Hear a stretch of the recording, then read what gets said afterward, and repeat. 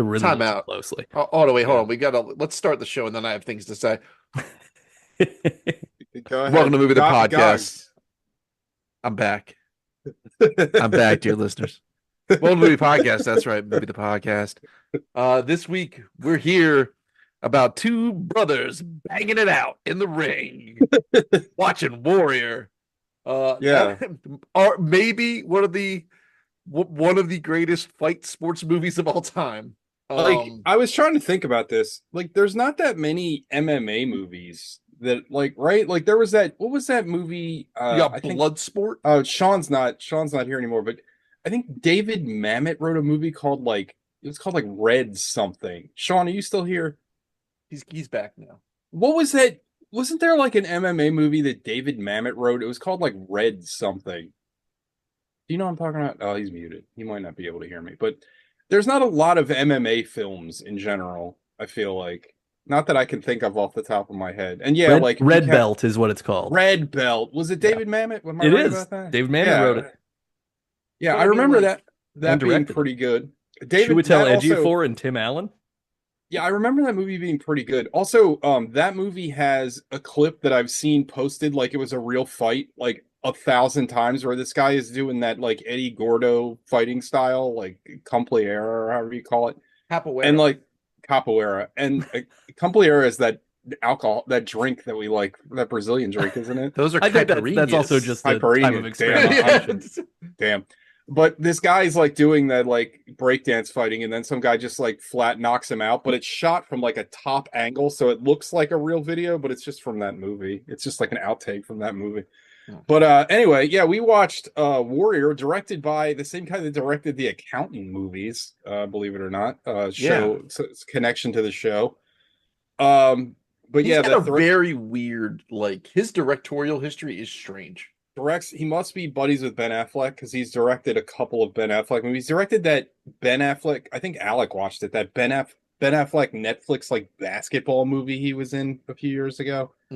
But yeah, we watched Warrior, a movie that I take a shot every time TJ says this, that I swore I watched, but as I watched it, I was like, I don't think I've ever seen this before. But it may just be my horrible memory. Yeah, I don't know, dude. I don't know. We don't need to get into this. I hadn't seen this before. My mental decay is just like, have I seen or have I watched, read, or seen anything? Because I feel like I haven't. But yeah, we watched Warrior. Alex not here. Sean's gonna join us in a second. He's driving, I believe. But yeah, Gogs is back. Nate is back. So we have a lot of the beef. The beef barn is almost filled. But yeah, I'm excited to talk about Warrior because it's the kind of movie that I feel like we got a lot to talk about, and I'm excited that Sean's here because I really want to talk to him about the logistics of this fighting tournament, which I find was the hardest part of the movie to believe because it was kind of insane. There are a couple of things that are hard to believe about this movie, but it's Like, not in a way that's detrimental. It's just like it exists in a strange reality where like UFC is the sport of just the common Of people in a kings. town. It's like, Yeah. but it's like the Well, only thing going on. It's a little. also like as big as UFC is, like the fact that they're acting like it's like the biggest thing is kind of ridiculous. Also, these guys are fighting like 5 times in like 3 days, which I think people would like legitimately die in this tournament if that was actually happening. They were fighting. They had to go to the finals. It was 16 fighters over a weekend. So to get the if you made it to the finals, you would have fought 4 fights in 2 days. Yeah, that's absolutely Which is absurd. and these guys, and like for those of you playing at home, most of the time MMA guys, right? Like when you see someone on a UFC 2 something, right? The next time you might see them next year on a card. Yeah, right. They don't. They fight very infrequently, and then there's obviously been plenty of fights where guys get hurt, and then guys have to take fights on short notice, and that's always like a big deal. Like when they only get like a 6-week camp or whatever, it's like a big deal. Yeah. So like that alone in this movie is kind of absurd, but like whatever. It's still pretty good. Spoiler alerts. But anyway, what did y'all watch this week? Nasty Nate. Go ahead, my friend. Ooh boy. Hello. I watched 5 things. You watched Ooh Bowl movie. You watched 5 Ooh Bowl movies. That's right. I watched 5 Ooh Bowl movies. No, we did our Halloween tradition, which is we watched Stanley Kubrick's The Shining. Just a Uh, great movie. One of my favorite. More about The Shining kind of later, believe it or not. Ooh, okay. I'm in. Kind of. Then I also watched 1985's The Stuff. I don't know if you guys have Love seen that. Oh, I that. love that We movie. watched it for the show, didn't we? Okay. No, I think we've talked about it a bunch. Is this Seriously? a hot take? Is The Shining Stanley Kubrick's second best movie? Is that a hot take? I don't think it's that hot because what you're saying, Eyes Wide Shut and The Shining? No, he's Oh saying no, 2001. Are you is saying his best 2001 and movie. then The Shining, and then you're going to put Eyes Wide Eyes Shut Wide further Shut down? is third. Yeah, Jeez. I would give Eyes Wide Shut third. Yeah, I could let Eyes Wide Shut and The Shining jockey for third a little bit. Al- Like, Also, before we move off of The Shining, I will never not think it's hilarious how much Stephen King hates The Shining. And as someone that's read the book and seen the movie is vastly superior to the novel. The novel gets like tied up in all this like goofy crap. Like I don't. well, Has yeah. anybody else here read the book? Because Oh yeah. I mean, the No. reason At the Stephen end of King the- doesn't like the I- movie is because the book is autobiographical about his alcoholism, and he doesn't want yeah. the movie turned into a thing about ghosts and a guy Not that only was a drunk. have not only have Yeah, I read true. the book, but I've also seen the Steven Weber. oh I think, yes, Yeah. I've seen Led that movie. too. It's so yeah, bad. that is trash. My Well, I just re- I one of just my re- best friends in elementary school's sisters was an extra at the end of that movie Ah, when no Danny is shit. graduating on the That's Steven funny. Weber one. She's like in the crowd of graduates. It's pretty silly. I just imagine if the Stanley Kubrick movie had the fucking topiaries that are coming to life attacking Where do Jack you- like in the book. Like it's so stupid. Where do you have Full Metal Jacket then? I have Full Metal Jacket. Full Metal Jacket might be like I'm 2001, and then I have Full Metal Jacket and The Shining kind of jockeying for. I think I'm Full Metal Jacket, Eyes Wide Shut, or not. I'm sorry, 2001 Full Metal, 2001 Eyes Wide Shut, Full Metal Jacket, and then The Shining, and then somewhere at the bottom after Barry Lyndon is A Clockwork Orange. It's a movie I don't think holds up particularly well. I'm also forgetting. I think we're all forgetting about Doctor Strangelove, which feels like Doctor Strangelove's number one. yeah. Yeah. See, that's the problem. Like, and Barry Lyndon's a No, really good movie number too. Yeah. I always forget. I've only seen Barry Lyndon once, and I've never seen Lolita. That's him too, right? I've never seen that. It is. Yeah. Yeah. But anyway, Has anybody ever seen Doctor Sleep? Yes. I have, and I was going to I'll get into mine later. Okay. Because there was a little bit of a Shining thing that creeped into mine, and I was going to watch Doctor Sleep again because it's a movie I remember not caring for, and I went to go to watch it, but I had a true movie the podcast moment because I have it on the Plex, but that's a 3-hour runtime, and I'm like, yeah, nah, I'm not gonna Yeah. watch this. No, I mean, I think it's pretty good, Doctor Sleep. Like Yeah, there's really cool stuff, and like Rebecca Ferguson is good in it. Yeah. That's who it is, right? Yeah, it to Blonde me, lady that's the to me, it just Muad'Dib's mom? Yes. It leans into too much of the silliness that I don't like about the book. Like it gets way too much into like this psychic power crap, and like I think Stanley Kubrick did a good job by like kind of cutting a lot of that bullshit out of The Shining. And I feel like Doctor Sleep like is like, oh yeah, remember all this crap that you hated in the book? Here you go. And I don't know. I need to rewatch it. It's Mike Flanagan. I mean, that guy doesn't really miss. So Yeah, that's the thing. He makes a good movie even out of like because he does to Stephen King like a more faithful but still reasonable adaptation where it's like, yeah, this stuff doesn't work, so I'm not going to do it, but I'll do the rest. Well, like he yeah. did that Gerard's Game, and I thought that book was like very boring. Yeah. And the movie I thought was great. I Really thought it well was done. really- I mean, it's Carla Gugino too, which is just Oh, yeah. like Mamma and mia. and just the amount of Flanagan gore that is perfect, where you're like crawling out of your skin as she's trying to cut her wrist open to get out of a handcuff. Like, Yeah. good shit. When it comes to Stephen King adaptations, it's like Mike Flanagan and Frank Darabont, and like then everybody else. Like those two guys always made like great Stephen King adaptations. But anyway, sorry, enough about Stephen King. We'll So talk yeah, about I him a watched little the later. stuff also. I hadn't seen the stuff before. Oh, that's a fun movie. It is fun. It's one of those things where I'm like, it's just sad because Michael Moriarty's doing a really weird thing by being a pseudo Southern fixer slash Yeah. former CIA guy. But Yeah. they have the worst toupee on him possible. And it's just like out of all the things that are kind of silly about the movie, I'm just like, oh man, you did him dirty with that toupee more than anything. Like the rest of it, I could go with. I also watched The Long Walk, which is another Oh, Stephen what'd you King think of that? adaptation. I thought it's pretty good. It's like a Yeah. 6.5 to a 7 sort of thing. Like it's really well acted. I think that the vibe is there, and you're watching and go like, oh yeah, I get it. This is like a Vietnam/capitalism thing. We just send guys out. They sacrifice themselves for a prize. Only one of you gets to survive, and there's like an authoritarian thing. But they don't spend a lot of time building the world. I So was you're gonna they don't- ask, like, do basically you like, they- are you left they- to like just sort of guess how we got here? I mean, they don't Yeah. really in the book either. The book, it's No, like I mean very it's just in like, hey, media this is just res. where it is. Yeah, I yeah. do They don't think explain anything in the movie, and then the ending, they I switched, heard they changed the ending they changed the ending. substantially. I heard that. Yeah. And so yeah, so the ending, I mean, the ending keeps the sort of ambiguity of the book version, where Yeah. like the character who survives is walking off at the end towards something, but it I don't know. It ends on a note that feels pretty final to me, and I think if you guys watch it, you'd probably agree with me. But I think it's more like the message of, hey, look at how like these people who are put in this horrible position turn on each other and then relate to each other. It's kind of this arc of like how we have to become socialist at points for survival purposes, and then Hmm. that's sort of yeah. I Or I woke think it's propaganda. right. I thought it was. I think it's pretty good. I don't think it's the best thing. I don't think it's necessarily as good as it's been rated, but Yeah. I mean, it's One just well done. If you want to watch people walk and talk like it's a fucking episode of West Wing for an hour and a half, like that's what it is.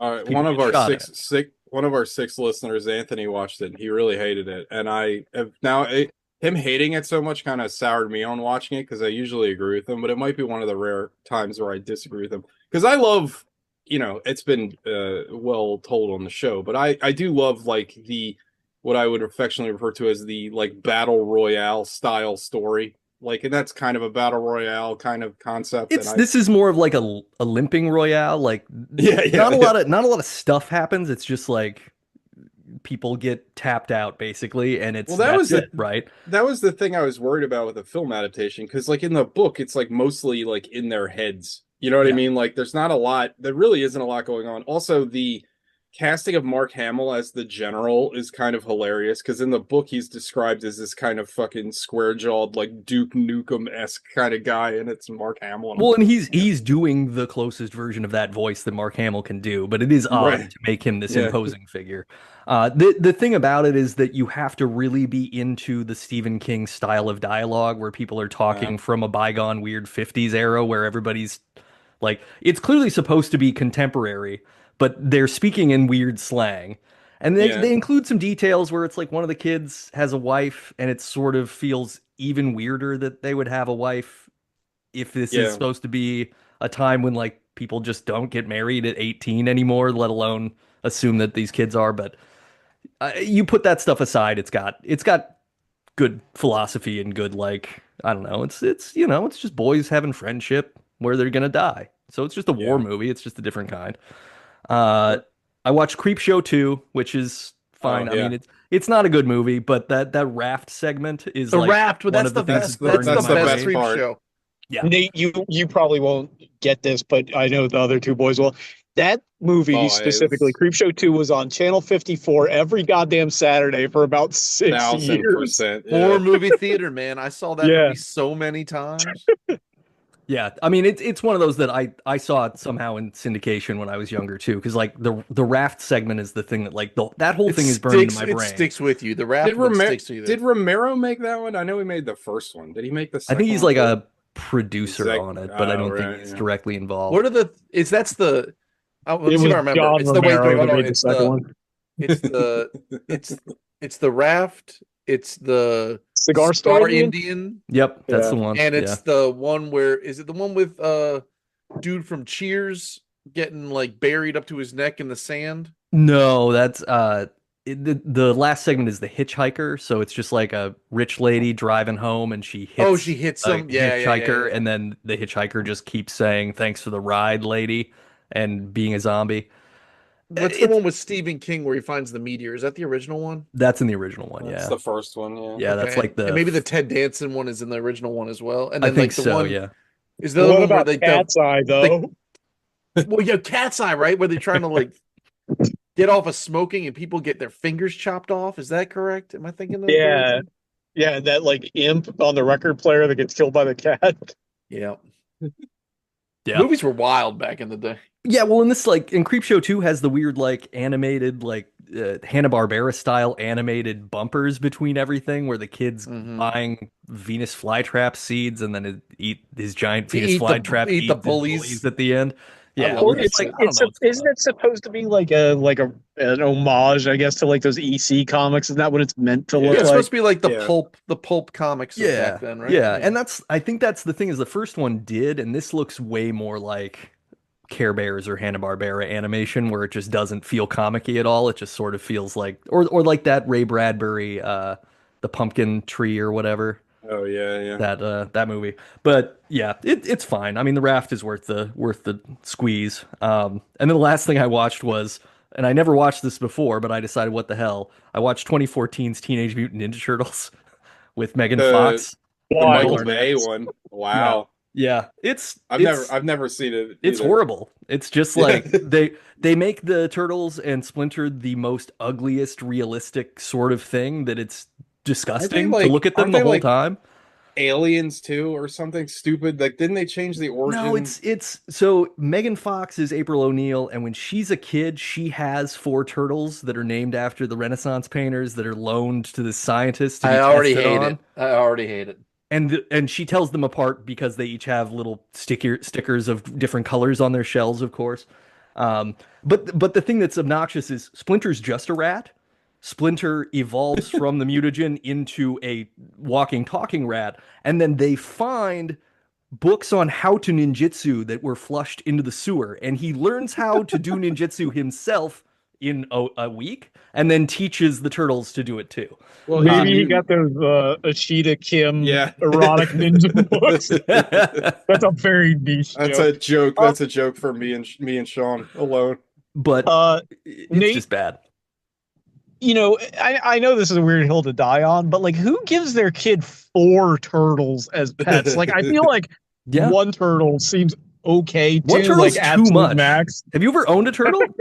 Like, No, I've not. turtles shit so constantly that you have to change the water every like 2 or Yeah, 3 days. all Like the the time. idea You of really having to clean a ever own tank a with turtle? 4 turtles, like I've it's not had, happening. I They're had gonna die. 2 turtles. I had 2 box turtles. So yeah. Yeah, were they're cool. gross. I mean, they're Did fun. you see the they're newer gross. Mutant Ninja Turtles, Nate? The Yeah, the Mutant Mayhem Spider-Verse one? type one? Yeah, Yeah, that that one one's was great. awesome. I thought that's amazing. That's what they need to be. This was just bad. And it's also like, I mean, it's got all the cliches. Megan Fox finds them on a rooftop after they complete doing a mission and they're all high-fiving and she snaps a picture with her smartphone and the flash goes off. And so they all stop and they're like, "Is it a flash?" And then they walk over to her and she looks around and does like the 3/4 turn and then faints. We're just doing all that shit. It's just Ugh. terribly lame. I just remember Um, the design on the turtles was horrible. Like, it was like, what are you even doing? Like, Yeah, they no, looked- they're terrifying. Like, I don't know why like you're running Nickelodeon and you're like, "Hey, we'll sign off on this." It's a Nickelodeon movie, so we're asking for kids to watch this, but we're going to make them devastating monsters.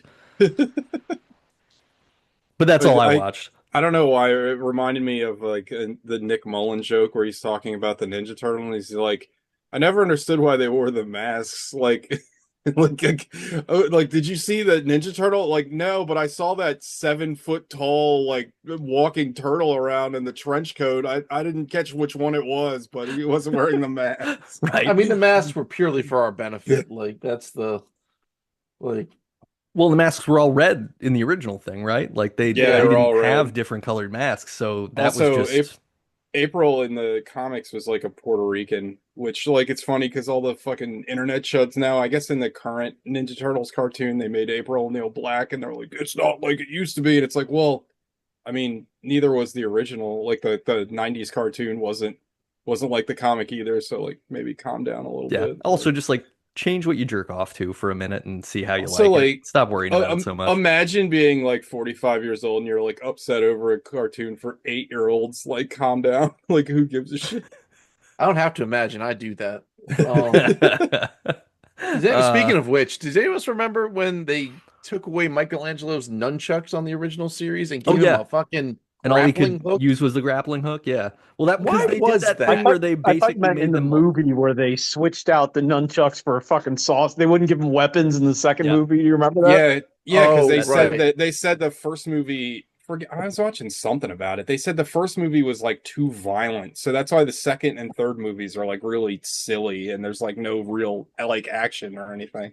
The first movie is kind of violent Honestly, hot for takes, like a that kids first movie. movie's pretty good. Yeah, Yeah, no, it's it The is. first awesome. movie's excellent. Like I've Yeah. watched that within the last month or two. And Possibly Raphael Corey says, Feldman's best "Damn, performance. Damn, Leo. damn." Well, like, and Raphael is the only one that's like canonically, I guess, from New York. Like everybody else talks like, "Hey, you know, I'm talking like this." Everybody else is like, "Hey, whatever." And then Rebels, I don't know what we're gonna do about Splinter. I heard somebody once refer to his accent in that movie as the child of the Snapple lady and Mr. Met. Anything else, Mr. Nate? That's it. I'll pass to Gogs. So that's the plan for our great leader.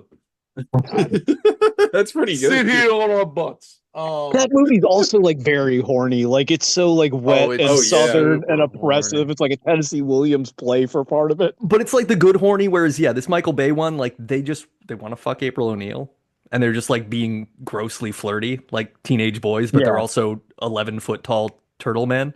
And I don't know if they have penises. I'm gonna be honest with you. I don't I know how assume- turtles work. Turtles have penises. Yeah.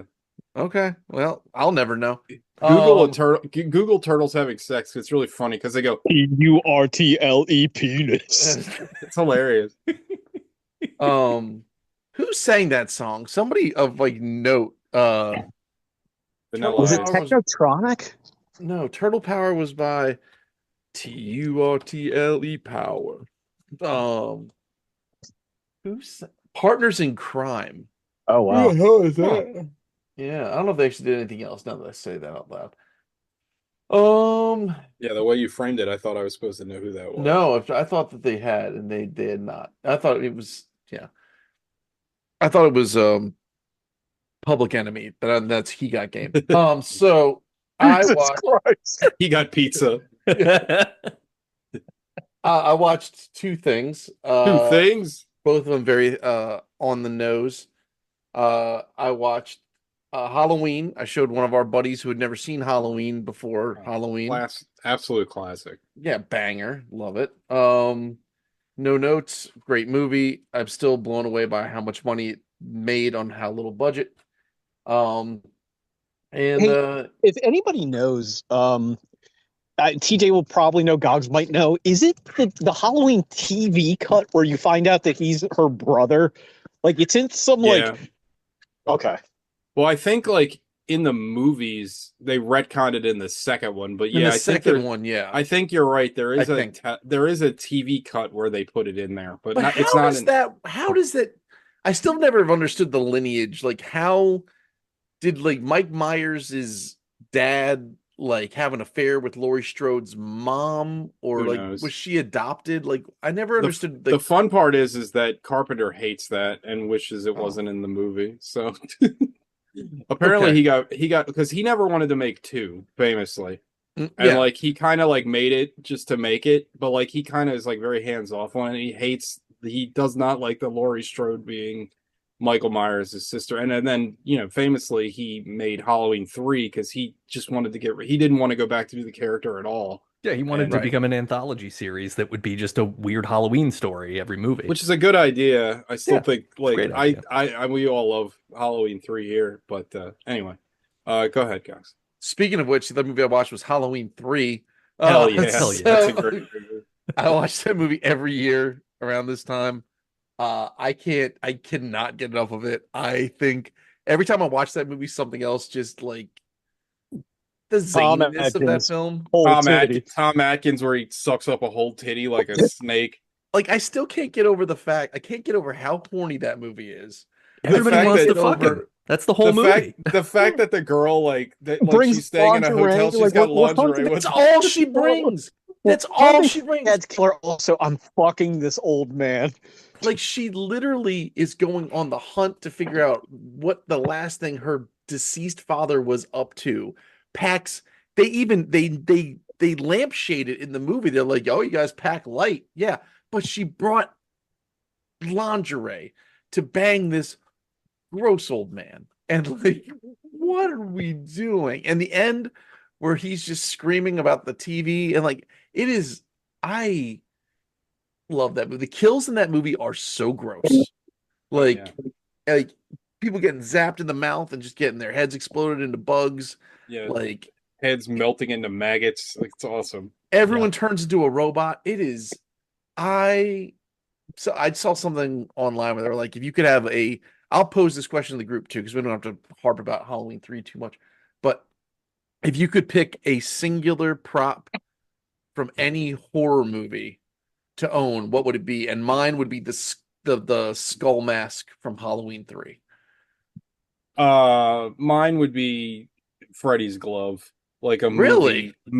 like a movie used Freddy's glove would be Yeah, fucking you know sick. you have the official prop. Yeah, that's okay. Yeah, Dinner just because. party leather face outfit. Oh, yeah, that's a good one too. Yeah, that's a good one.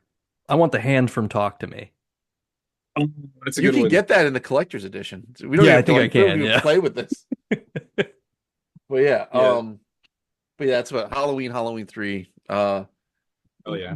Both phenomenal for different reasons, but I love them both dearly. That's everything I watched. Sean, you didn't watch anything you said, right?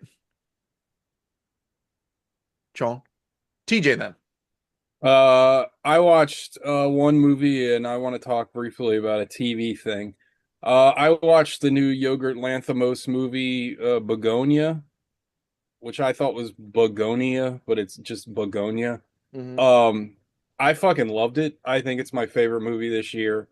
I obviously love Yorgos Lanthimos. I've talked about him a million times on the show. My love of Yorgos Lanthimos almost caused Alec to quit the show because he famously said that that Yorgos should be arrested for making Dogtooth, which is still one of the funniest reactions I've ever heard to that movie. But no, like Begonia is interesting because it's definitely his movie and it's definitely weird.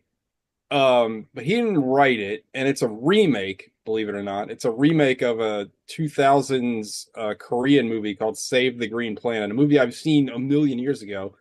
Oh, It is honestly like really it's a really close adaptation of that film. They changed around a few things, but it's pretty similar. Like all the story beats are the same. The ending's basically the same. The characters are different, and some of the motivations are slightly different, but it's more or less the same movie, which I was kind of surprised by. Interestingly, Ari Aster originally was going to direct it, but then he ended up, I don't know, he ended up getting sidetracked with something else. So he's an executive producer on this, and he got Lanthimos to direct it. But what I was trying to say is that the movie is very weird, but it's not weird in his usual way. It's weird in like different ways. Visually, it's incredible. There's some really interesting kind of like pseudo dream sequences that they do in this movie with Jesse Plemons and his mom. The movie is about my favorite topic, which is kind of commentary on our current capitalist death spiral that the planet is in. But it's really interesting. The acting is really good. It looks really good. It's funny at times. It's really disturbing at times. Stavros Halkis is in it. He's really good in the movie. But it's great. I mean, again, like I have a hard time believing something's gonna knock this out of my number one slot. I thought it was fantastic. I can't wait to watch it again. He's like quick, like the fact that he's done what 3 movies in 3 years because he he did just Poor keeps Things. cranking them out. He did Poor Things. He did Kinds of Kindness, and he did this in a 3 year span, which is fucking insane because I loved all of those movies. And I think Begonia is like one of his best movies. I still think his best movie is Killing of a Sacred Deer, but Begonia is a lot more accessible. Like it's still weird, but like I think normies can watch this movie and get something out of it because there's a lot of twists and turns. And again, if you haven't seen the trailer, the central premise is that Jesse Plemons and his autistic cousin are convinced that Emma Stone is an alien that's held. She's like a health company's CEO, and they're convinced that she is the like a alien, and that her race is planning on destroying the Earth. And it just goes 1,000 different places from there, and it's really fucking good. Emma Stone is like one of our best actresses, and Jesse Plemons, like that guy, just he always like. I know we all have different feelings about Civil War, but I think we can all agree that his scene is the best scene in Civil War. Like there's just something, he's got like a presence to him. He's really, really good in this movie. The guy I said earlier that Jesse Plemons' cousin is like, I believe he's autistic. I'm not trying to be insensitive, but he has some sort of like mental impairment. And they actually that's really the guy. Like they cast a guy like he really is he is autistic or whatever. And he's really good in the movie. He's kind of the heart of the film. But it's really, really excellent. I was a little surprised over the weekend because this is wildly released, and there was only like 3 theaters around here showing it. I was kind of surprised that it wasn't in more screens, but it's excellent. It's really good. So if you get a chance to go see it, if it's playing at a Cineplex near you, I highly recommend it because it also looks really, really good, and I feel like it would benefit from the theater experience. Do you think has Emma Stone, has she hit Yorgos Lanthimos Muse status yet? Because she's been in 3 Oh yeah, the last 4. 3, right? Like 4. She was in The Favorite too. Oh. And he that's won a an good- Oscar. that's a really He good won an movie, Oscar too. for that. Yeah, I mean, she's great. I mean, she's really good, and like, I don't know, I feel like, some directors they get with an actor, they like kind of, they know like how to use them Like the his correct way. stable is sort of like it's like her, Plemons, Defoe. Well, I think a lot of the reasons that I feel I don't know this for a fact, but I'm pretty sure that he filmed I know he filmed like I think he filmed Kinds of Kindness and Poor Things like months apart from each other. So I think he kept a lot of the same cast because kind of like going back to U Bowl, kind of like the U Bowl thing, like you already got him, so like use him for something else. I Right. know for a fact he shot Kinds of Kindness in like 3 days or something insane. So like I think it has something to do with that. But anyway, he's great. He's a fantastic filmmaker. I think Begonia would win over some like, if killing of a sacred deer and Dogtooth is too weird for you. I feel like this is just weird enough where it's not gonna like alienate people, or like Kinds of Kindness is super fucking weird. But this movie is weird in like a different way. If it makes any sense, this is weird in a much more accessible way. It doesn't have his like trademark like stifled dialogue and that kind of thing. It's really, really good. I really, really liked it. 10 out of 10. The other thing I want to talk about briefly, and this is the Stephen King connection. I watched the first 3 episodes of Welcome to Derry. I heard good things, but your voice doesn't sound like you're good saying good It's things. fine. It's totally fine. It like, I don't know. It's got prequel problems. Like, so shit, what was his fucking name? In The Shining. Yeah, James Hardy or Hardy. Harlan. Harlan, no, Mike Hanlon's. Mike Hanlon. Hanlon. Yeah. Anyway, Mike Hanlon's from It, but he's. I know I read the book. He was in it trying to help you brief. out. He was in it briefly. Okay. Yeah. And they talked about him briefly and how he started the Black Spot because Derry is so racist. But like, who cares? Like, why is that? Like, I don't know. Like, I feel like prequels, it's like the fucking Han Solo thing, right? Like, you got to figure out like what happens in a prequel. We got to explain all this like stupid little. Where did he get his gun? How did he get his name? Like, no one cares about. And that's how I feel about the entire show. It's just like, I don't know. It like kind of loses points because like it's just over explaining things I don't care about and ultimately don't really mean anything.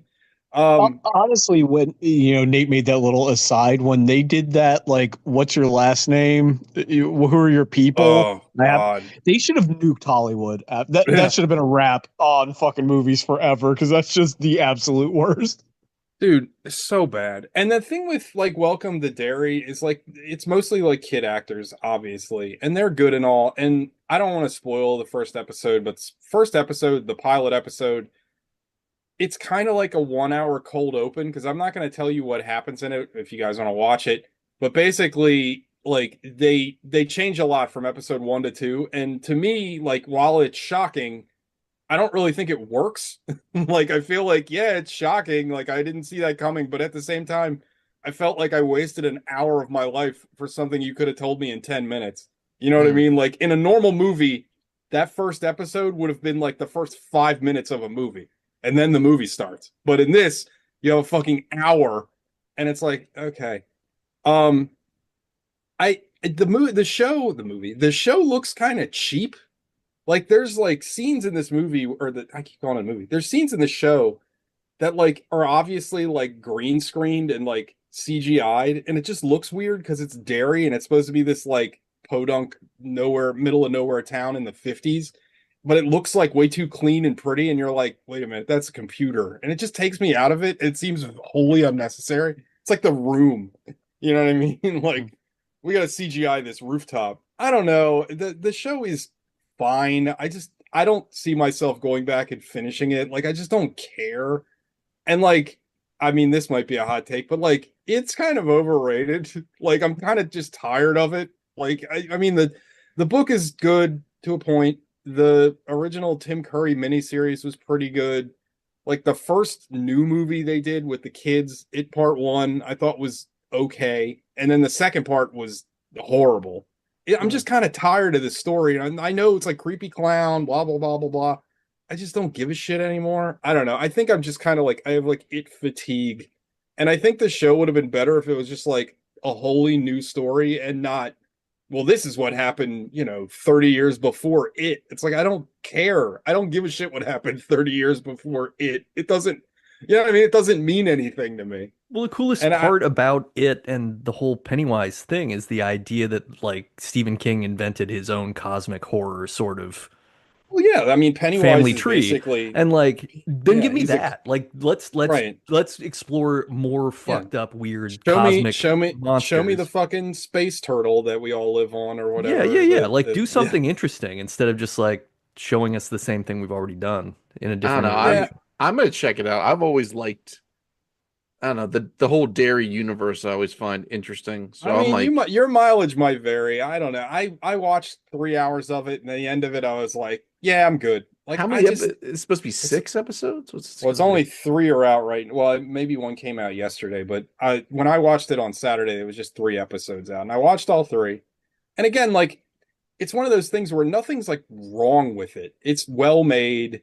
Like It's just the acting is unnecessary. good. It just feels like I don't. It just feels like we've been here before, man. Like I don't know. Again, maybe this is just me. I have like IP fatigue. Like I'm just tired of the same shit over and over and over again. It's like okay, Pennywise like harasses kids and kills them. It's like, okay, like Like, I don't know. Again, I maybe it's just me, but I'm kind of bored. Like I was just kind of bored watching the show. And of course, like, and obviously, like, Stephen King doesn't really touch on it in his books. He's not great at race relations in his novels.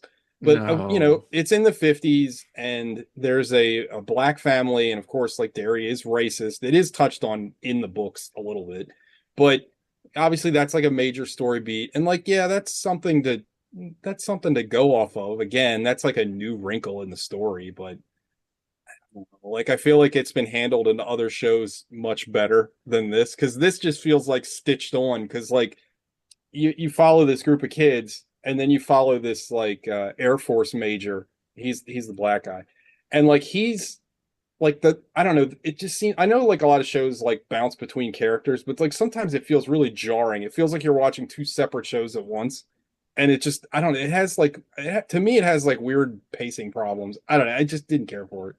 Dude, But that maybe it's just from working in social work and I'm bringing my own baggage into this, but it's like I've seen people do worse things to their kids on a daily basis than any space clown could possibly bother with. Like, it's just like, all right, I'm good.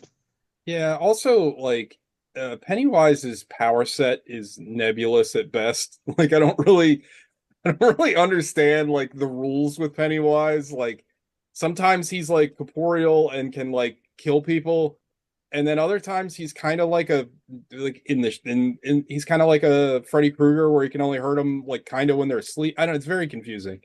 I don't know. Again, your mileage may vary. You might like it. I don't know, man. I'm just like I said. I'm IP'd out. I need just like fresh stuff. I'm just kind of tired of going back to the same thing, the same thing, the same thing. Again, if this was like you know, dairy, but like the next generation or some bullshit. I don't know. Like it's just the fact that like it's like as soon as I feel like anytime you get into prequel territory, it's like a landmine field, you know? Like you're just kind of always treading the same kind of crap. It's just like I don't know. We have to find things to explain that ties it into the main story. And it's like, okay, but what if that stuff's like not interesting? Like Well, it's just I don't it's like all the IP stuff is just like being addicted to heroin. You're like chasing the first hit and you're never going to get it back. So stop doing it. It's not healthy.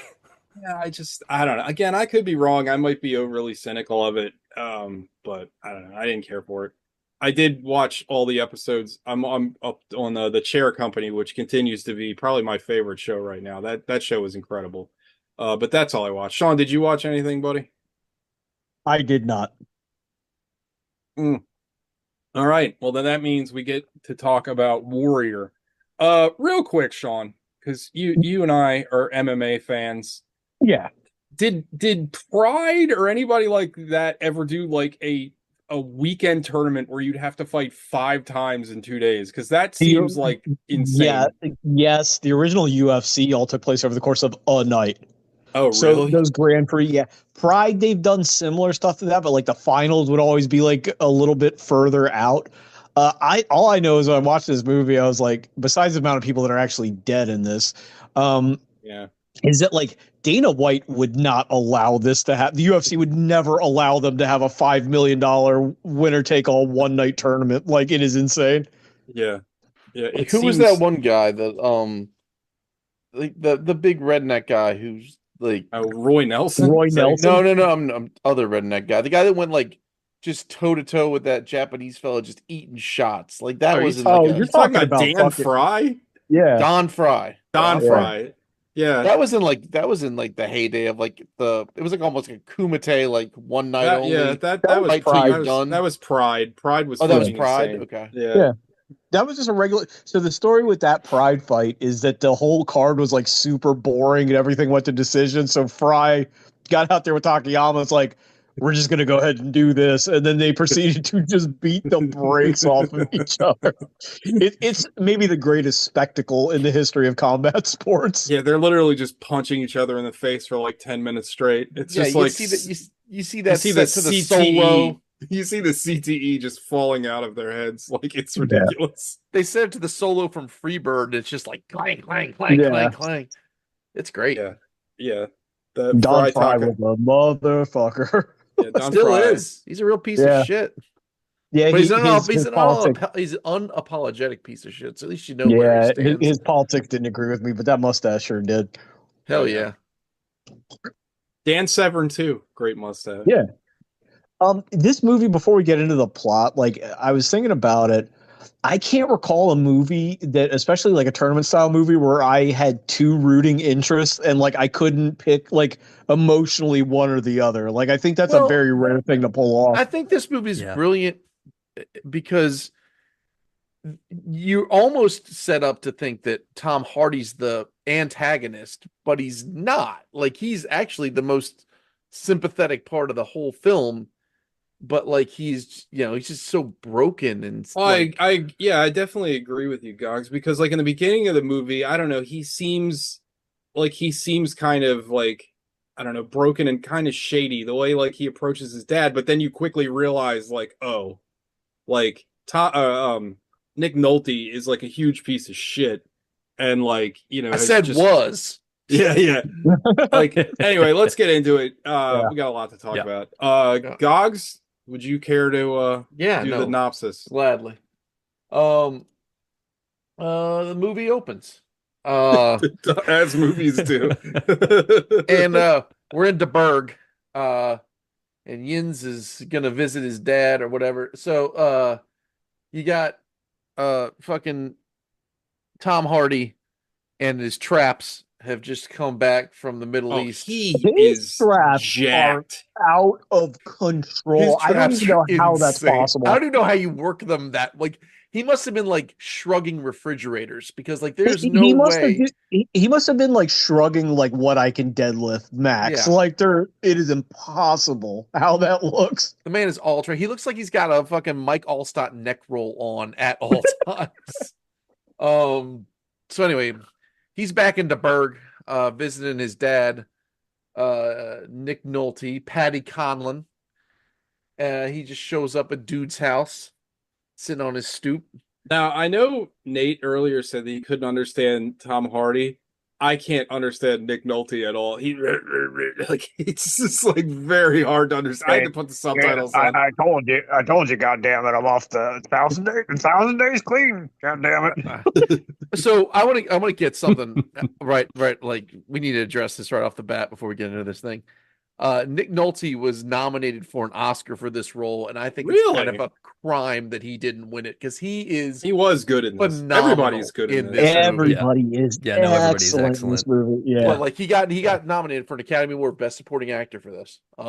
Who won that year? Did you? I need to look that. I don't Probably know. Bridge of Spies. I always say it. That's what I always pick whenever it's something like What movie year was nobody saw. It was 2011, so it'd be the 2012 Oscars. But anyway, so Tom Hardy's there, and he's like his dad like bites him in, and he finds out his dad's not drunk no more, and then Tom Hardy just starts like getting in his ass about how he's a piece of shit, and oh boy, and like hold on, I'm sorry. Oh yeah, who did he lose to? So supporting actor that year nominees were Christopher Plummer in Beginners, a movie I've never even heard of, Kenneth Branagh, My Week with Marilyn, Jonah Hill in Moneyball, Nick Nolte in Warrior, Max von Sydow in Extremely Loud and Incredibly Close, and Christopher Plummer won.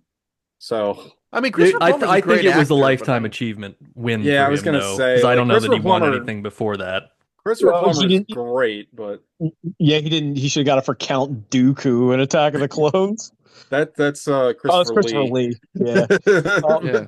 Well, Christopher What a- Plummer should have got it for it Man, anyway. that was a rough year for movies, man. That's the one where The Artist won Best Picture, a movie no one talks about anymore. Dude, Plummer- you could have sold me that this was the best picture of 2011 if The Artist won. You know what I mean? Yeah, it was a rough year for movies that year. But anyway, well, not this one. Anyway, well, I'm just saying award wise, it was a rough year. so Anyway. so you start getting like glimpses into this relationship about how Tom Hardy's character Tommy, which is convenient, Yeah. was estranged from his dad. They had an abusive. He talks about like, oh, you got a girlfriend or something. We can't find someone to take a punch. You get all these little glimpses into like the fact that Nick Nolte used to be a real piece of shit, and his mom, Tommy, left with the mom, ran away. Who is and- like dying of well, they cancer find or out. Well, something, finds yeah. out after, like, because Nick Nolte confesses, and so does Joel Everyman later, that they didn't know what kind of state she was in, and you find out that Tommy had to deal with all of this.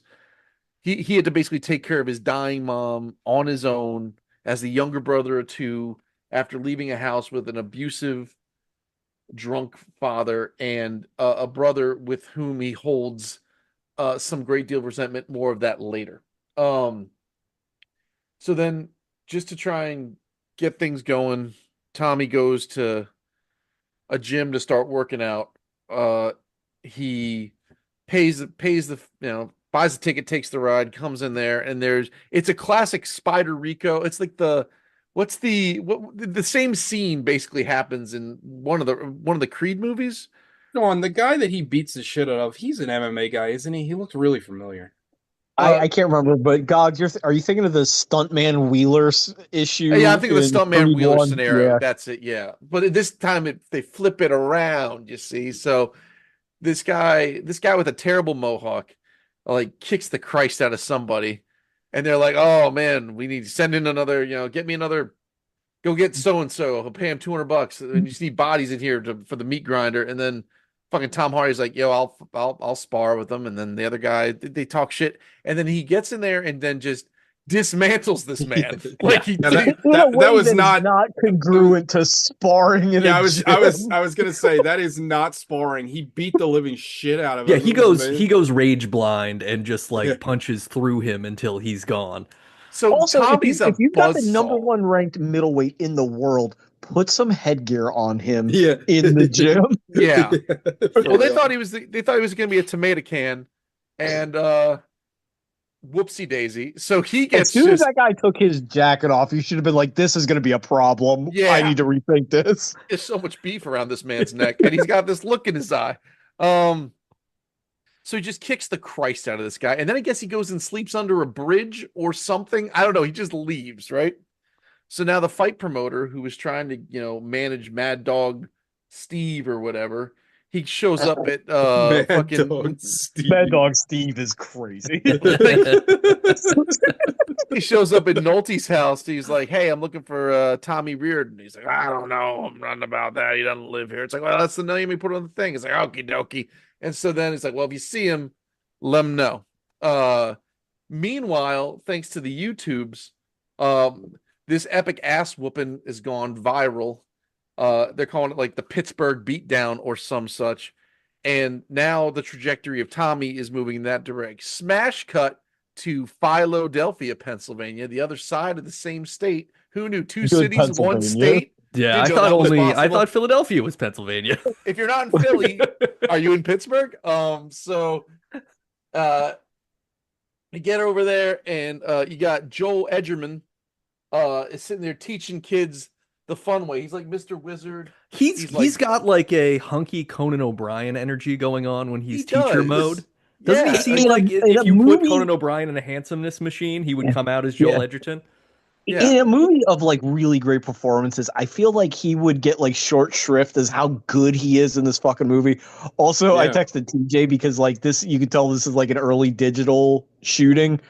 The color balancing is so strange It's that his very dry weird. erase board looks like the construct in the Matrix. Like it is impossibly bright. Yeah. Well, and Yeah, they did. Sean we should mentioned touch it. on- It's got that early 2000s like digital sheen to it. It looks off. Well, it's very it's like it's shiny and dingy, like it's supposed to look more run down than it is at the same Well, time.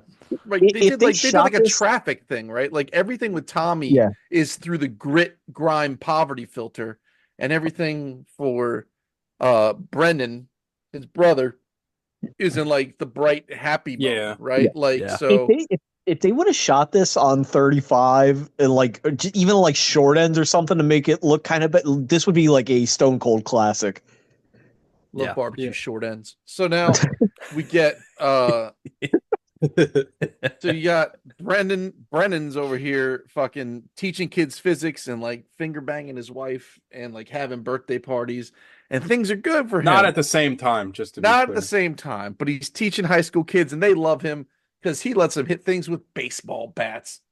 He's teaching Newtonian Right, and these kids laws are of like, motion, which I Right, was they- happy that he doesn't come back later to be like, every action has an equal and opposite reaction. Oh, like yeah. that was Me his punching finishing in the move. face, Like, you know what I mean? I was just Like, I was happy waiting that for none- something like that to tie in, but thankfully it didn't. I was happy none of the students asked him about the relevance of time travel, but I don't know.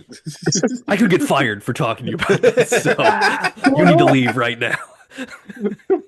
Oh, he gave him the Newton's apple. It's all over. How many rules this dude got? This Yeah, dude got 3. So this kid had If you no would have waited patience. for 2 seconds, Yeah. it would have got there. Real quick, because I think it'll get walked over, but there is a line Tom Hardy has, I think, shortly after this, that is so strange. I've never heard this expression before, where Nick Nolte's talking to him, and Tom Hardy goes, "Don't play Babe in the Woods with me. I know he came to see you." I was like, who Yeah, what ever is has said that before? I've heard that expression before. Have you really? Yeah. I've never. Yeah, I was like Sean. I was like, what? I was like, I From was that like, guy? Not from Tom Hardy, but I've heard that expression before. It's like Oh. it's don't place fucking. I mean, stupid. I Like, understand what it means. From It just it was context. very. see, the odd. thing is that babies shouldn't be in woods; they'd be confused and lost. That is So, true. Yeah. What they're trying to Possibly, probably. convey, I thought he meant like a Probably hot eaten. babe. yeah. Oh shit! Hot babes in the woods. Hot babes in the woods. So anyway, Mohole production coming this fall. right? So physics teacher guy is having birthday parties they can't afford with kids that needed They new can't hearts and afford. such. The kids that can't afford. Then like he's out there doing like fucking back rows, and his wife's leaving the house in a miniskirt for work reasons or party reasons. I'm not 100% sure what's going on there. But anyway, it all comes out in the wash that they need the money, otherwise they're going to lose the house because they had to refinance the house for their open heart surgery for their youngest kid. So, And their house lost value because it's 2011 and the housing crisis has officially bubble bursted. Their Yeah. mortgage Right. is probably for $600,000 and the house is worth 300 and they're underwater.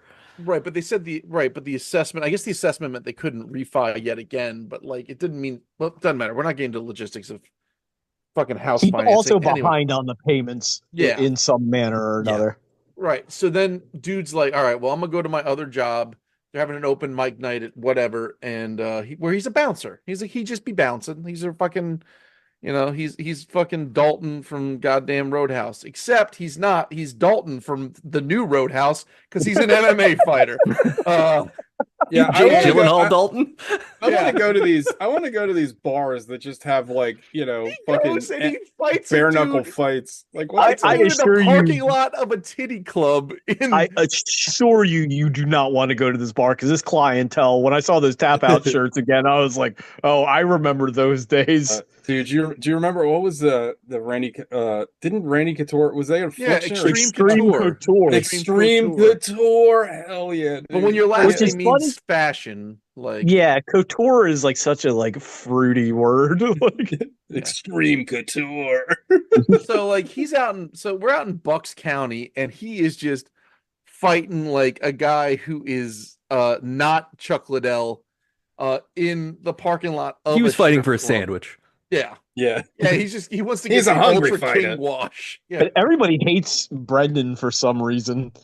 Well, because the other guy's got a little more pizzazz and what have yous. Yeah, And then Brendan goes to work on him, beats his ass, gets and he's like, $200. "I'm not Irish," and they're like, "It's a fighting thing. It just means you're white." White, yeah.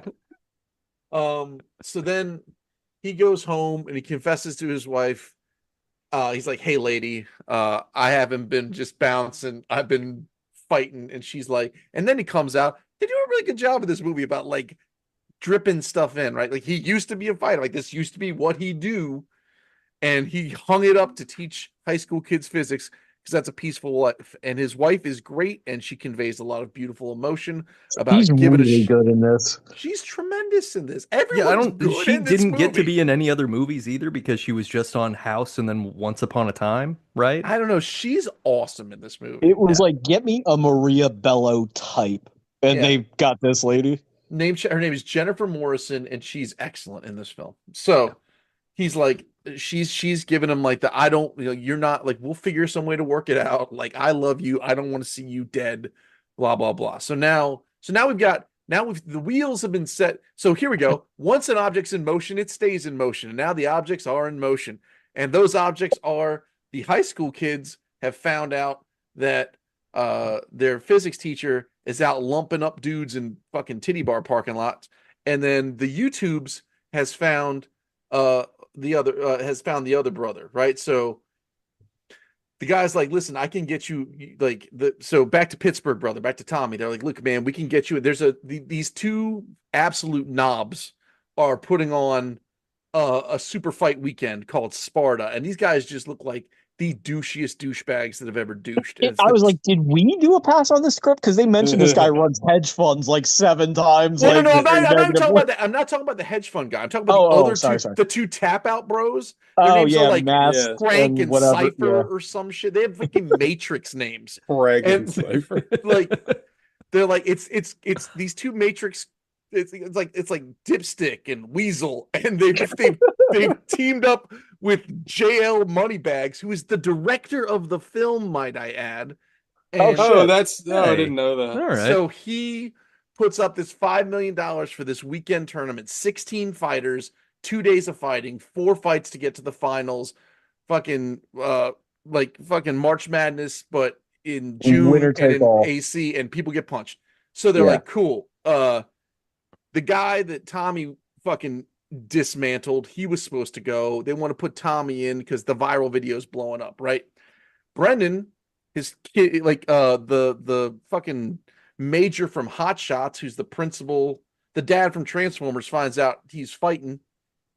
And he's like, bro, you can't be fucking doing that. I got to suspend you without pay. Which, if you remember what I said Also- earlier, they need money. So that's a bad thing for money. Well, also, I- though, like, why Yeah. why can't he fight and be a teacher? Like, I don't Because really. it looks bad. It's like being a stripper and being a teacher. There's nothing well, illegal now it's about now it. the conversation would be like, oh, you fought, yeah. Well, did you fuck any of the kids? What? No. Yeah, Oh, yeah, yeah. Sure, though, right? You're right. In 2025 optics, it would probably be just fine. Actually, in 2025 optics, Trump would have pardoned both of them. I don't know. He would have got him reinstated as a teacher and pardoned just Tommy for because this would have taken would place. love fucking this This guy. would have taken place on the lawn of the White House. Like that's like, Yeah. so.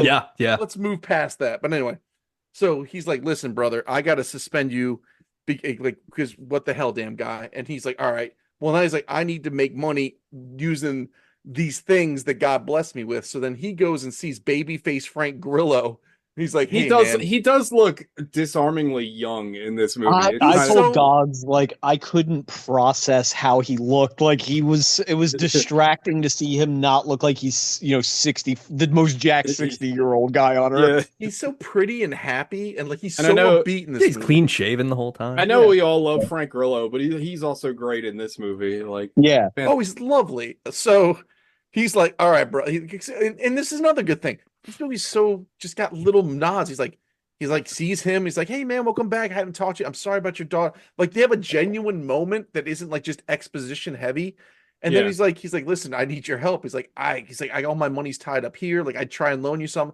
Like, you can already tell the relationship there is Also, solid. You can tell that he's asking for money in the past, right? Like that's Yeah, part of the true. context. You're like, oh, he's borrowed money from Frank Grillo. No, before. see, I didn't take it that way because I thought mean, that they hadn't talked, yeah. they haven't spoken in so long. I took it as Frank Grillo's heart is immediately just like, I love you, man. How can I help you? If I could give you Yeah. the money, I would. Yeah, And then that's all I Brendan's mean. like, Is it's I like just they need have your- context of relationship Yeah, that's well, that deep. you assume that he had shepherded him through his like highly mediocre UFC career. Right. yeah. Also, did anybody find Frank Grillo's framed picture of Nietzsche kind of weird in the Yeah, background? well, he's like the Phil Jackson of MMA. He's meant to be Yeah. this kind of like weirdo coach. Also, like shout out to Grillo, who's like a real jujitsu guy.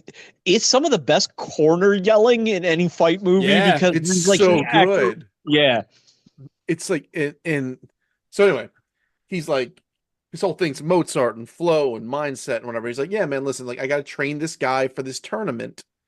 But like you can train with us. I'll give you what attention because all Brendan wants to do is just still pick up these fights to make ends meet until he gets reinstated as a teacher or whatever, right? So now these things. So meanwhile, Tommy is going back to his dad. He's like, listen, you piece of shit. I don't want anything from you. I just want to I got this opportunity. You were a piece of shit. You still are a piece of shit, but you were a fucking good coach because back in the day, he went like You know- undefeated wrestling. you know what though? I might be putting myself into this or like my own thoughts into it for the movie. Mhm. You know, he says he wants him to train. It doesn't mean anything to him, but we never really see Patty do any training other than Yeah. like drive behind him. So Yeah. it could be that like, I think, Tommy is trying to connect in some way with his dad more than because obviously he doesn't need his help with anything. No, totally. No. Well, I think the point is when Tommy says, I want you to train me. I don't want you to try to fix this relationship. So just Yeah. don't even try to connect with me. I think he's saying the opposite of what he wants, right? Yeah. That's well, right because he's so broken but like at the same time, like I was figure like he's harkening back to listen. I was great in high school. I was like the best wrestler there was. And they say this thing about tracing with one of you guys know whoever this Greek person was. Theogenous. Yeah, like 1,400 wins or something like that. Yeah.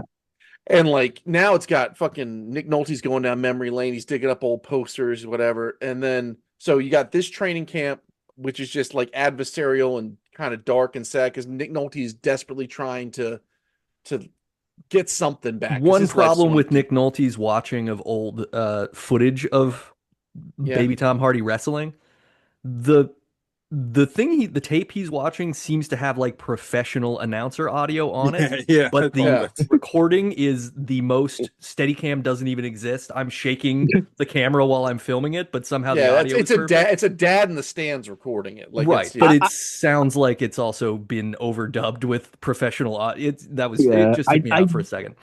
I do love how like committed Tom Hardy is to just punishing him, where he brings him the coffee. He's like, "You can take that, you can put it back downstairs in the pot. I can pour it myself." Like Yeah. he's like, "I will accept nothing." But he's desperately still trying to connect.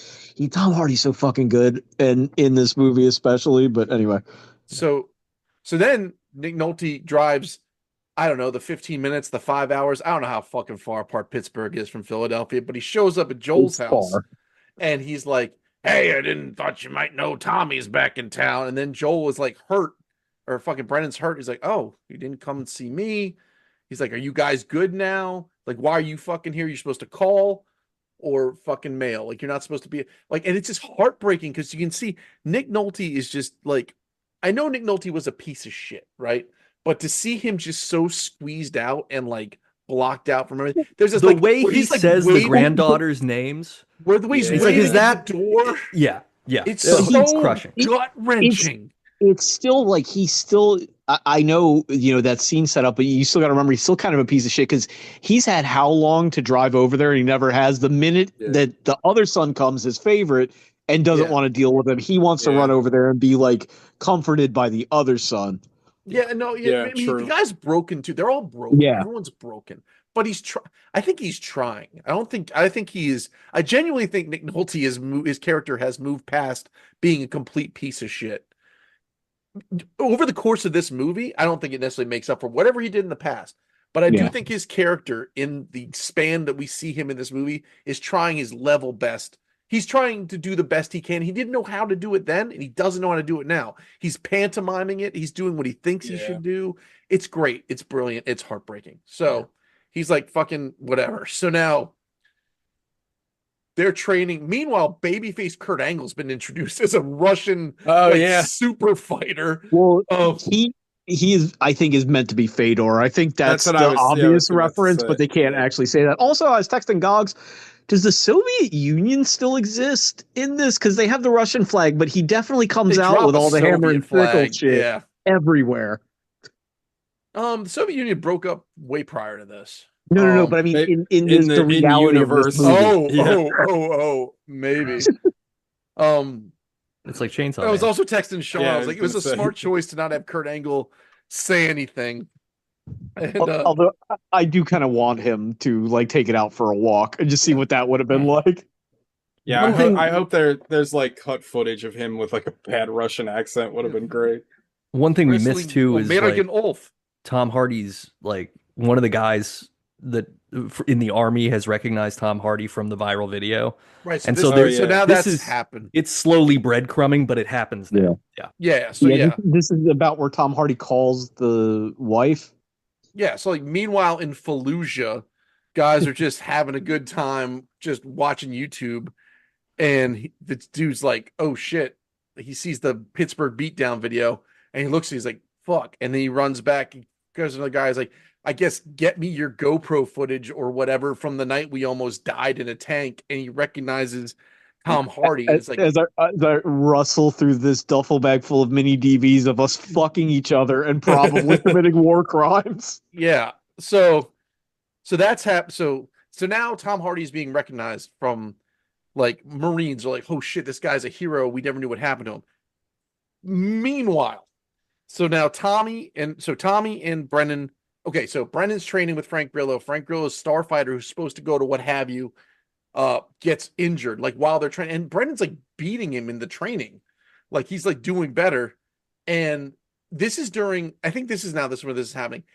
This is one of the best, I'm going to say it, one of the best training montages I think I've ever seen. Like I agree. The Like, two the- screens moving the around, and we're getting 4 screens, newsreel like, you're footage seeing- with that. you're seeing Brendan's bright and happy. You're seeing the fucking gritty Tommy stuff. It's all whatever. Right? It's what Richard Kelly was trying to do in the beginning of Southland Tales, Yeah. but not succeeding. Yep. And during all this, right? During all this, and this is what Nate was saying. There's a moment where Tommy gets on the phone to call El Paso, Texas, and this woman picks up. Her name's Pilar, and he talks to her, and it's the only time in the entire movie where Tommy smiles, and he's like happy, and he's like talking to her and asking about the kids, and you find out just through context and everything else, this is the wife and family of his fallen brother in arms for the Marines, who's he's made a Bubba Gump-esque vow to take care of. And he says, like, I'm doing everything I can for you guys. Like, I'm going to do whatever I can do. Just, I love you. I miss you. Take care of the family. Blah. And then, so they're moving on. Yeah, and this kind of goes back to Sean's point where you have, like, both of the main characters, you kind of want them both to win because they both have very, like, They have altruistic honorable goals. motivation. This movie gives you two Rockies the whole time where you're like, Yeah. I want this person to win. Why wouldn't I? Yeah, Like they're both broken, they're both complicated, but I want them to win. yeah. Right. So now we're getting ready to go. So during the training, right? Frank Grillo's lead boy gets hurt, and he's like, "Well, fuck that screws this up. I can't enter him into Sparta because Frank Grillo is like he's a lauded trainer, like he has some clout." And so Joel was like, "Listen, man, let me be the fighter out there." And he's like, "Absolutely not. I mean, your wife would kill me. You're gonna get dismantled. This isn't just fighting bums for a sandwich and a free car wash. Like this is the real deal." He's like, "I can do it." He's like, "All right." When he goes out there and says, if you go in there and get tapped out in 5 seconds, how does that benefit either of us? Like he also has a reputation to protect too. Yeah. But he gets him signed up. The wife finds out about this, and she wasn't happy before. She real not happy now. But However, everyone's. Does that say you're fighting Drederick Tatum? Oh, I'm pretty sure he's another hobo. So he wants revenge on Homer Simpson. So now we're out in Atlantic. I make orphans of his children. Drederick, I'm pretty sure they have a mom. She would die of grief. So they get out. Now we're out in Atlantic City, and the brothers like catch eyes with each other for the first time. And it's legit. It's AC. Like, and Yeah, it's because I was Atlantic there City. like a couple months ago, and it was just cool to see. I think I'm just so used to movies not shooting shit on location at all anymore. Yeah. I was like, For oh, real. that's a beach, and I was literally there 2 months ago on that And beach. they're at a I could hotel point out. called Resort. Yeah. Now I forget. Did either one know the other one was going to be there up until this point? I don't think they did. No. And they kind of lock eyes in the lobby, and then Tommy scurries away with Nick Nolte, and fucking Brendan goes with Frank Grillo to go do whatever, right? And then they check in, they do what have you. They meet up on a beach that evening out there, and then you find out their backstory, right? Like Tommy feels betrayed by him because, listen, you were supposed to leave with, you're my big brother, you're supposed to leave with me and mom. You didn't. You chose a girl over me and mom. He feels betrayed and lost. Like, I don't have a brother. My brothers are all the Marines. The only brother I had died overseas. So don't come at me with any of your brother stuff. And then Where he goes, oh, you had the good life, but I get the opposite. I get to bury people. Yeah, it's such a good. Yeah. God damn it, this movie. I forget if this is where it comes out of where he basically says, like, listen, without this, I don't know when it comes out in the movie, but effectively, like, one of the reasons Joel Edgerton stayed around was because with Tommy with the star kid out of the picture, maybe this came out earlier, he could finally get his dad's like affection and approval by sticking around, because he never had that, because all of his energy was focused on Tommy. And they kind of work some shit. They don't work anything out. Like Joel was trying to connect, or Brendan's trying to connect. He's like, look, you have nieces, man. He's like, I don't give a shit. Like, fuck you, like whatever. It's like, why do I want those pictures? Why do I want to look at pictures of people I don't know? Yeah, Right. The It's writing is so good. Like good. the back end, this dialogue is amazing because it's also the thing of him saying, like, every time Tom Hardy brings up Jennifer Morrison, he says, for your girlfriend. And he's like, she's my wife, bro. Like we got married. hurt. Like this is He's real. still that broken. He's still that 15-year-old kid. Yeah. Yeah, exactly. Yeah. But it's so good. Anyway, like this is like Shakespeare with big punches. Like this movie is like the human condition with just brutal fighting, because now we're gonna get to tournament time, and it might as well be the fucking Tower and Outworld, because Gods, People you need to get watch dismantled. you need to watch the SB Nation documentary, Fighting in the Age of Loneliness. If you like this movie, I think you'll like that a lot. Oh, this movie Yeah. broke me. I love this movie. Written by Chapo Trap House's Felix Biederman of all people. Yeah. So tournament begins, right? It's tournament day. Tommy gets announced. No one knows who the fuck he is. Brian Callen is like, I hate don't know. Brian Callen, by the way. That's That the guy worst sucks. part of the Yeah. worst part of the movie is Brian Callen being in it. I can't stand him, and I know why they got him because he's like Joe Rogan's buddy. So they got like, we can't get Joe Also- Rogan. We'll get his non-union equivalent. hard to listen to him say Brendan without thinking of Dicey Oh. Dicey all the Yeah. time. I wish he was in the movie. So they announced, they're like, all right, well, here's round one. It's this guy, nobody knows anything about this guy, Tommy Reardon. They literally, like, so the other guy's in the ring already. They march him out. They start the fight up. They're like, well, let's see what happens. Let's see if he's legit, if this is a YouTube fluke. And he just one shot, just one, it's like a Superman punch, boom, done, and then just leaves. He just walks out of the octagon, and everybody's like, okay. More on that Like later. you want to be him so bad at that point. Like you want to have that moment where you just start somebody and just walk off. Yeah, Well, yeah, because they right. make a big deal about he doesn't have any walk-in music. There's Yeah. literally No no sponsors, anything. Like no there's walk-in nothing to music, it. It's no- just he walks through the No crowd, walks corner, in, which cold cocks we the need- guy. That's it. No corner, which we will explore later in this movie, but I was texting Sean. I was like, when you're watching the movie, you're kind of like, whatever. But when you take a step back and you think about what it means to have no corner, Yeah. both from a like metaphorically and literally, it's Yeah. nuts, right? Yeah, no, So- because metaphorically, like he's already He has no he's corner, alone, right? and he's also Yeah. backed into the only corner that he needs. Right, Yeah. like that's where he Yeah. is. So But yeah, the idea of doing it without anybody's support too, just insane. Fucking So nuts. anyway, so now he goes. So fight one done.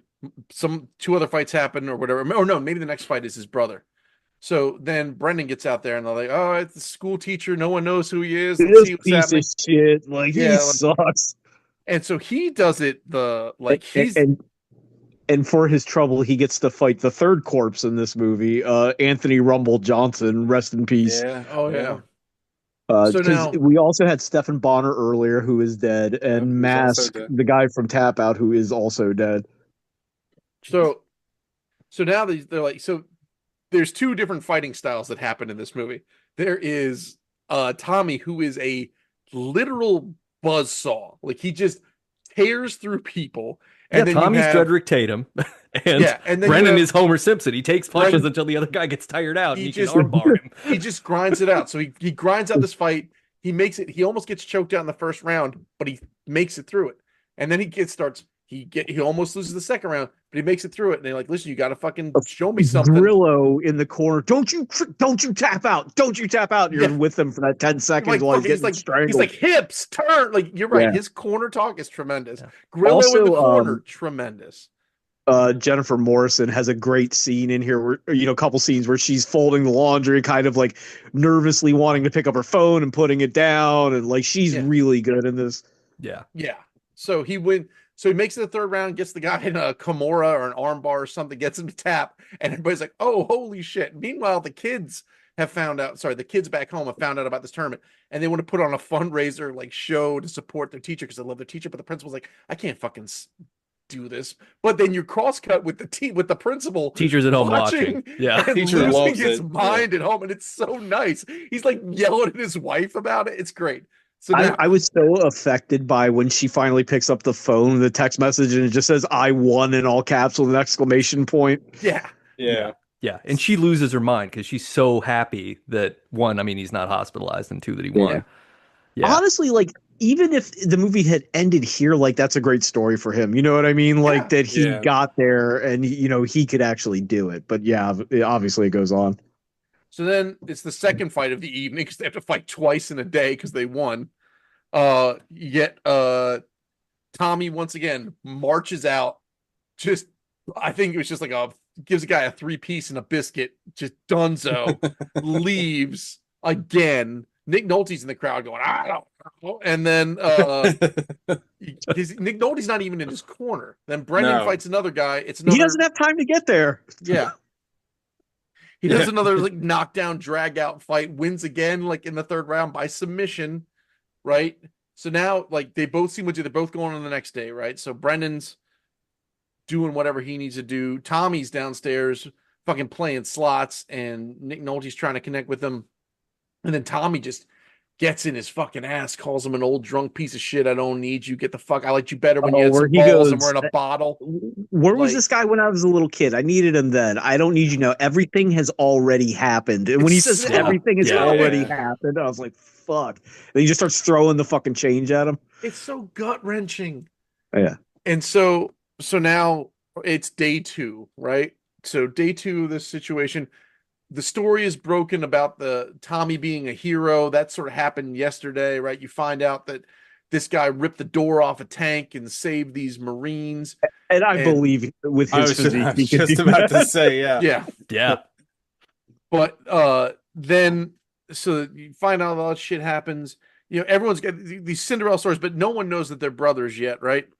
No. Then you find out, I forget when it gets revealed, but it later becomes a Well, plot point. Tommy tells Nick Nolte that he went AWOL at the casino. Yeah, Mhm. that's right. So he tells him, right, I deserted.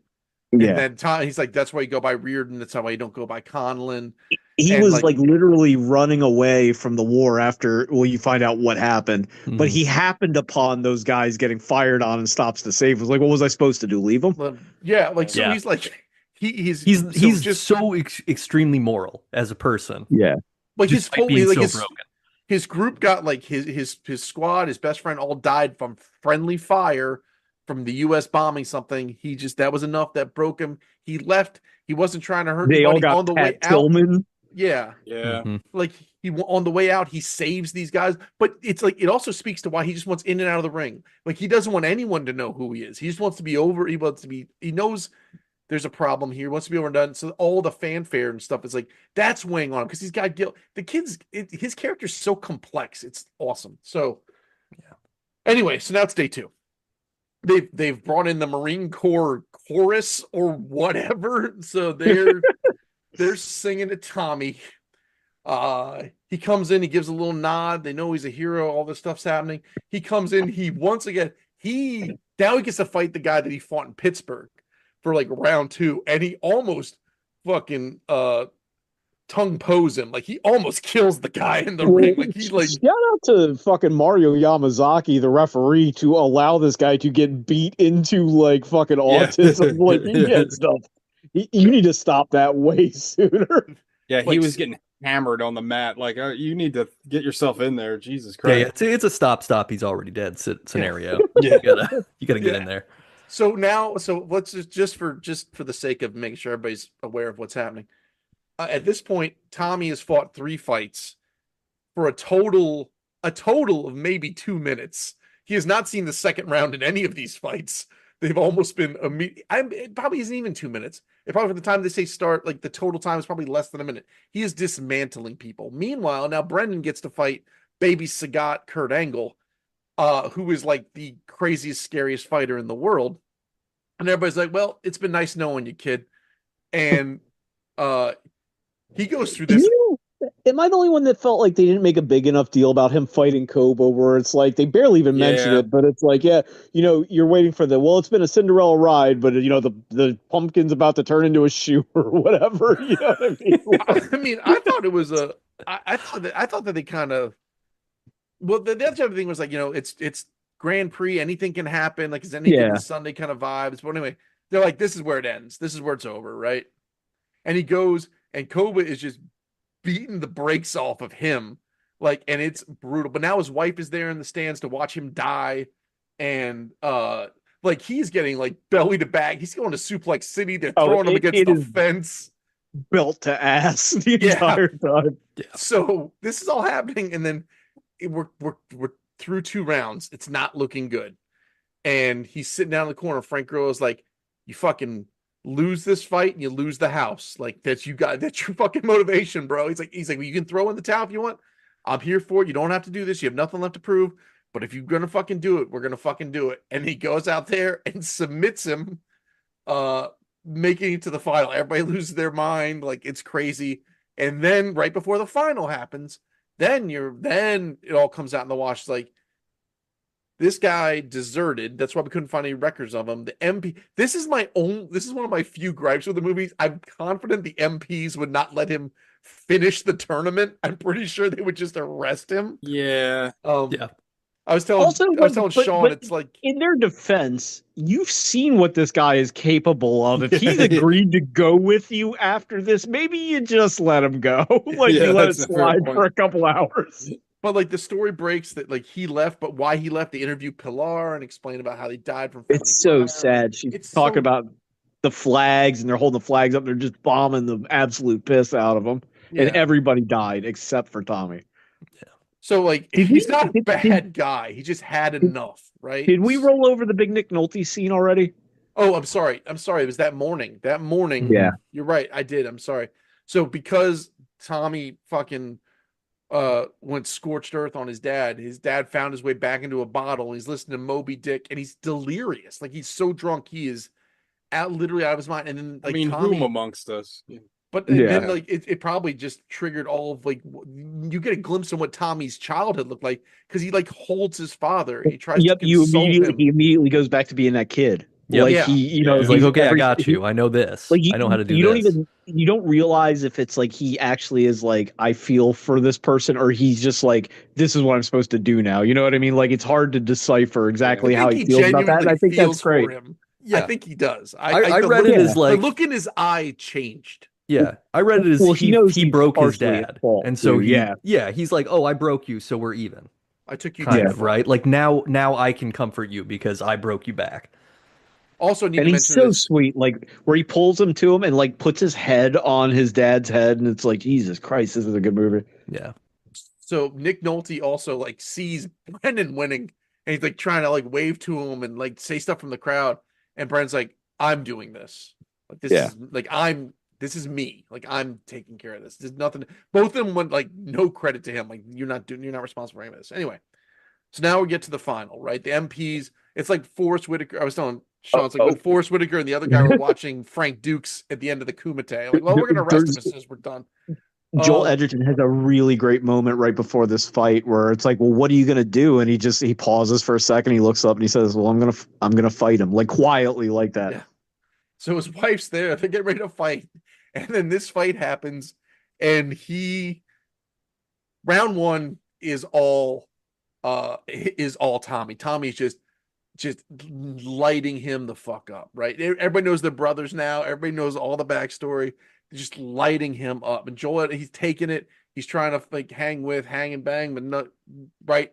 Round one, no good, right? He's like Joel's in the corner getting talked up by Frank Grillo, and meanwhile, fucking Tommy's over in his corner, just menacingly, kind of like in that scene in a Phantom Menace, like when the laser walls are up and fucking Darth yeah. Maul. Darth He's just Maul's prowling. there. He's He's just prowling back and yeah, he's forth just- like a lion Also, in a zoo.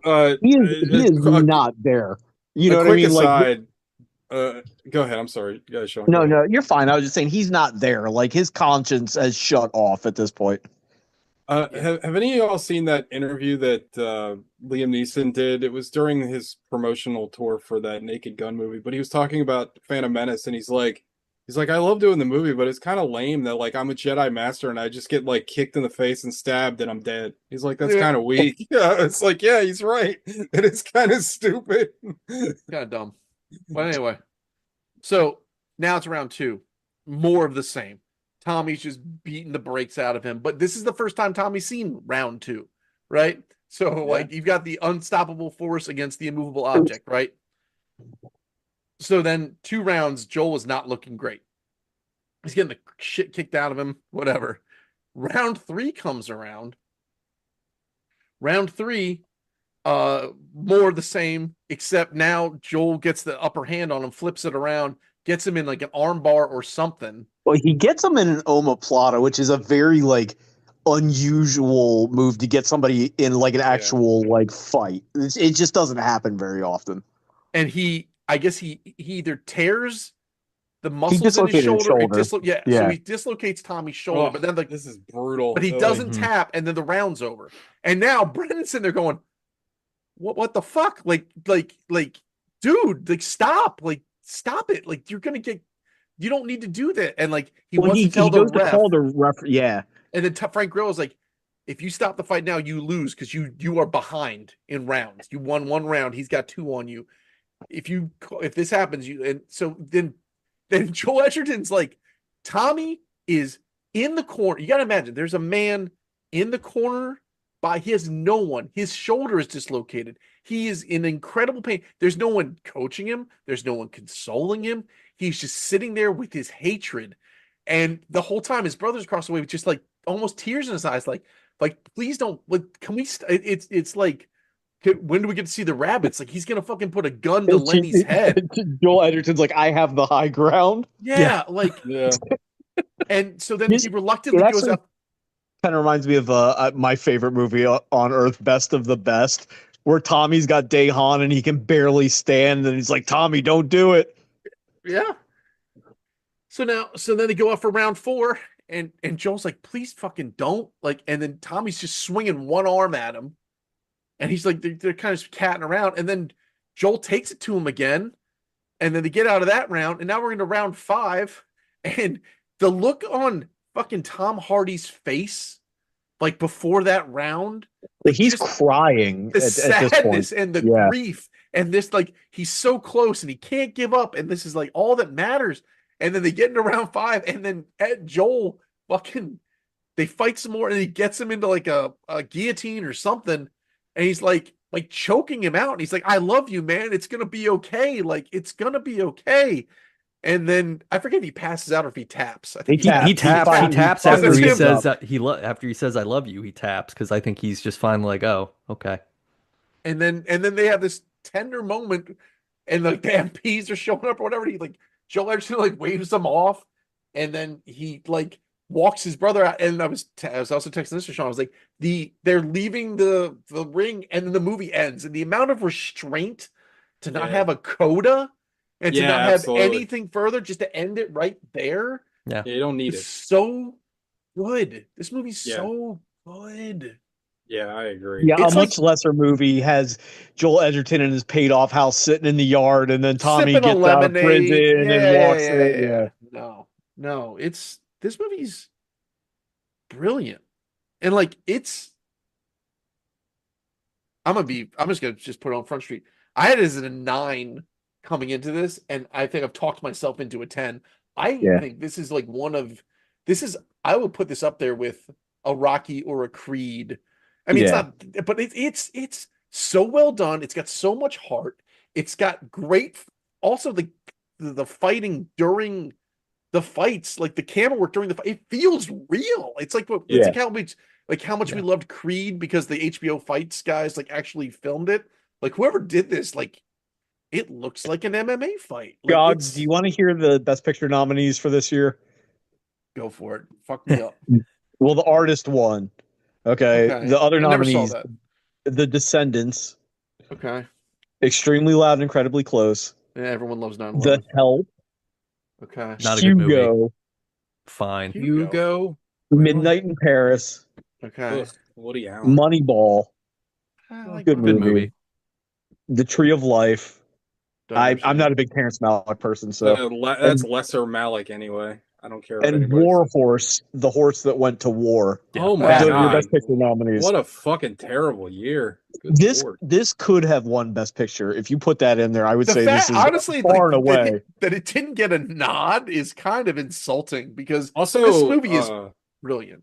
I only know this because I was looking at that same Oscar list earlier because the guy that wrote Tinker Tailor Soldier Spy was up for like best screenplay. That wasn't nominated over fucking War Horse. Like, come on, man. Well, didn't Spielberg do War Horse? Isn't that kind of isn't that why? Yeah. It's the same reason why Midnight in Paris got nominated and why Bridge of Spies. Hugo got nominated because that's Scorsese. It's just like all the old guard get another chance. Legacy guys, yeah. Anyway, we talked a lot about this movie during the synopsis, so let's get into Five Knuckle Shuffles. Unless anybody has anything else to say before we get into that.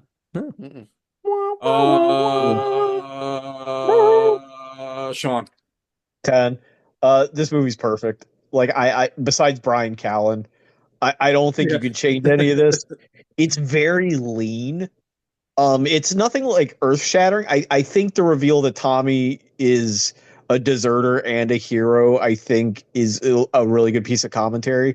There's not a lot of dialogue in this movie, which you still know everything you need to know about people. I know that's always one of our marks of success is like understanding a character without them talking about it. The choreography's great, Grillo's great. The longer scenes, the one between Babyhead and Tom Hardy and Nick Nolte are like beautifully done. I don't think you could make a better. It's a tournament movie, you know. I love that. It's Broken Men, love that. I don't know that there's a better movie to be made for MMA. So like for that kind of singular thing, I know David Mamet made that movie. Was it Red Belt? Mhm. Yeah, we talked about yep. that for a second. Okay, which isn't nearly as good. I mean, I like Boyka Undisputed, but it's not a better movie than this. Right, Like yeah. We Tom all Hardy love might Boyka. be like a generational actor. He might be one of the best actors ever. I can reach out and maybe say that. Incredible But amount of range. Yeah, on I that think man. I think his Yeah. problem has been some roles haven't been like some of the Yeah. movie choices haven't been good movies, but he is Yeah, like amazing. that movie with Chris Pine where they're fighting over Reese Witherspoon. Yeah. Oh yeah. Spy versus Spy. Yeah, Yeah. but I fucking love this movie. I think it's perfect. Nate. I'm gonna give it a 10 too. I was going to give it a 9, but I think we've talked ourselves into this. Like one of the biggest marks for me of a sports movie is when I can be so effectively emotionally manipulated that I get excited, like physically, like my heart races when the fights are going on, and I'm exhilarated when they win. And you get to do that twice as many times as a normal movie because there's two guys fighting that you That's a like. great point. Yeah. And it feels like the last, like, I don't know, pretty much what the last hour and a half of the movie is that you're on a roller coaster the whole time, and you get all the lows of the emotional stuff, all the highs of the wins. Like everything just feels heavy, and I think like that's the point of a movie. Like you're making this to make people feel something, and I sure fucking felt everything with this. We talked about the writing being really good. I wanted to point out that like when Nick Nolte is completely drunk and he's quoting Moby Dick, he keeps saying, "You bastards, stop the ship, you bastards," and he's talking like he's going back and forth between like Ahab and it's just cool. It's a cool Easter egg Yeah. thing to put in because Nick Nolte's speaking directly to Tommy's thing because Tommy's in an Ahab position where he's like, I have to destroy everything because I was wronged. And he's in his drunkenness as kind of the whale at that point, like telling him like, hey, you gotta give it up. You gotta stop doing Yeah, this. that's true. And Yeah, it's such like, especially compared to the movie The Whale, which uses Moby Dick very poorly.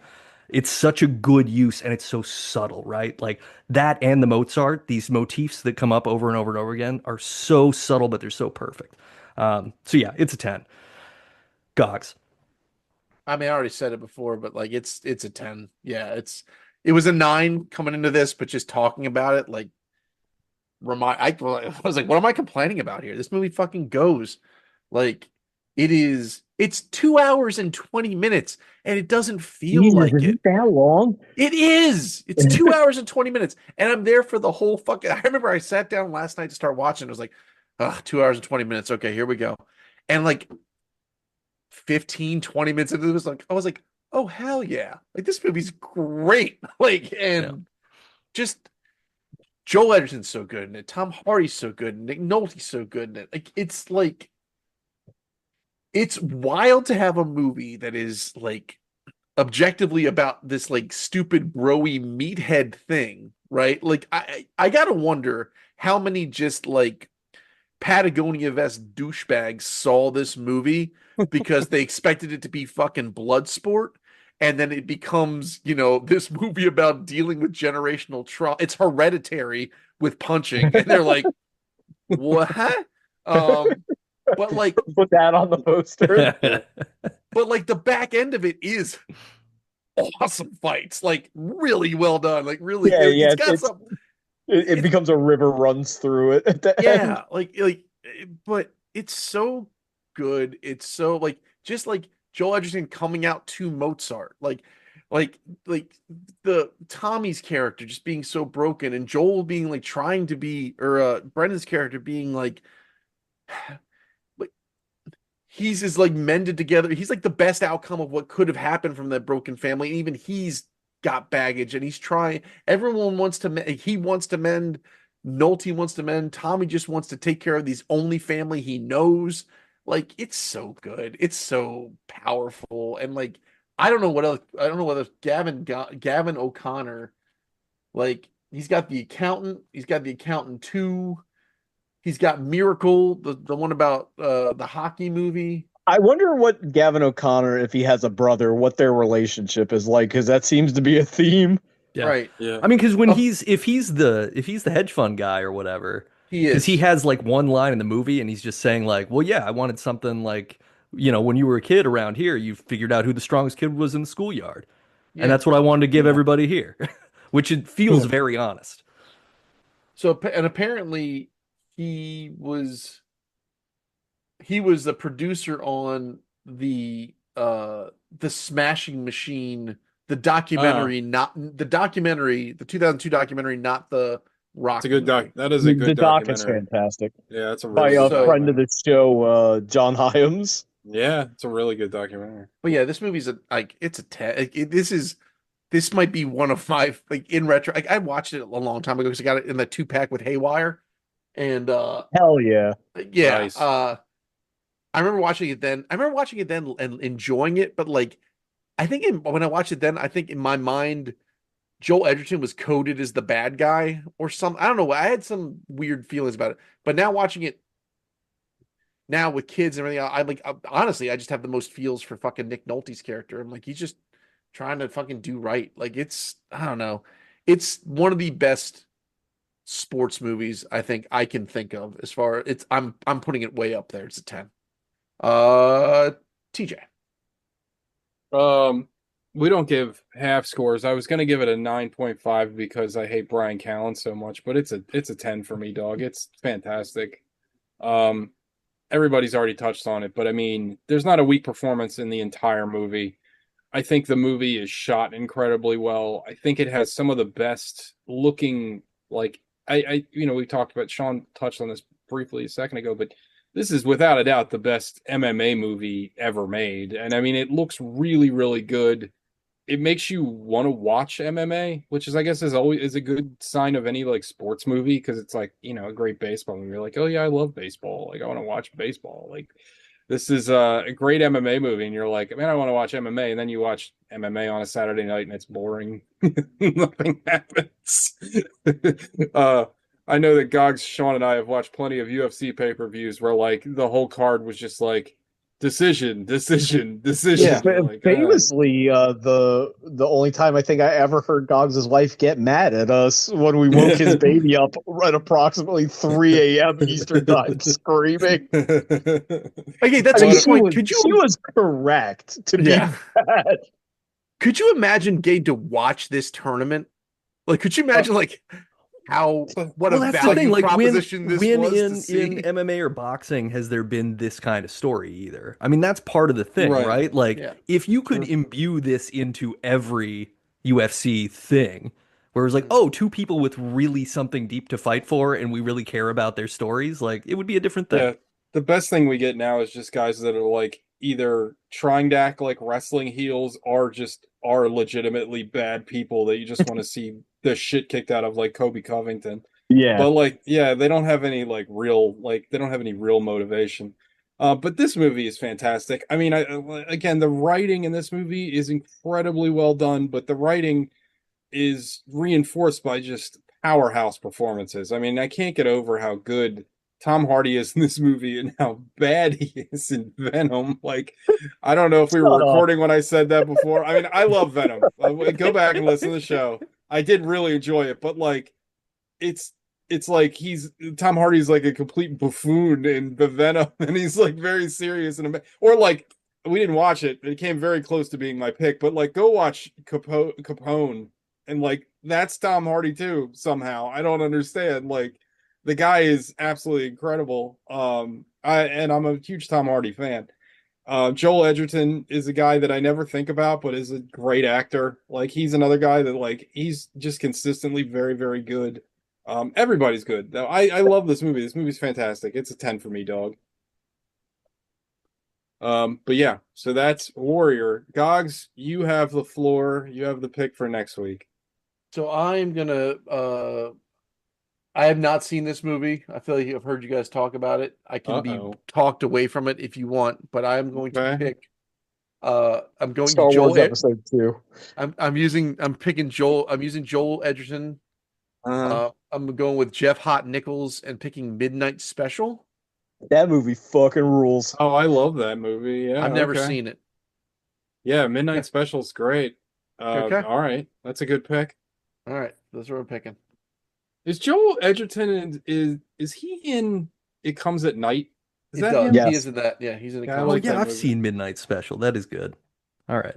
Yeah, Midnight Hell Special's yeah. good. All right, next Shannon's week in it. Midnight. Yeah, Michael Yeah, Shannon's Michael in it. Shannon's great. And He- Kylo Ren's in it. He did what's that Michael Shannon movie I like? Give Me Shelter. That's him Take too. Shelter. right? Take Shelter. Yeah, it's Jeff Take Nichols Shelter. and Michael Shannon. Yeah. Yeah, great, good director. All right, cool. Midnight Special next week. That's a show, everybody. You know what to do. Eat your own ass, and we'll see you next week after you've eaten All right, that boys. ass. But I will reconcile with your literally ass see after you you eat next it. week. That's important. If we What's learned that? anything. What's Sean say? I said I will literally see you next week. Oh hell yeah! That's right. Dope. Okay. Hell All yeah. right, bye guys. All right. Bye. Bye everybody.